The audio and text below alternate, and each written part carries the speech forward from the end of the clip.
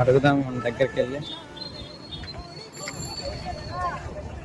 బాబాయ్ ఏమన్నా తిన్నావా? తినలేదా ఏమి? మరి ఫుడ్ ఉంది నా కాడ, తింటావా? భోజనం ఉంది, తింటావా?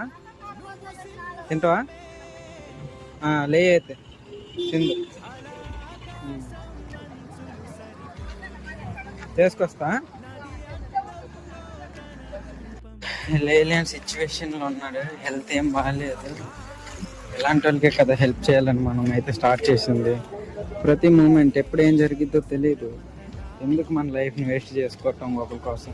ఇలాంటి మంచి పనులు చేయండి, లైఫ్ లాంగ్ హ్యాపీగా ఉంటారు. ఇంకా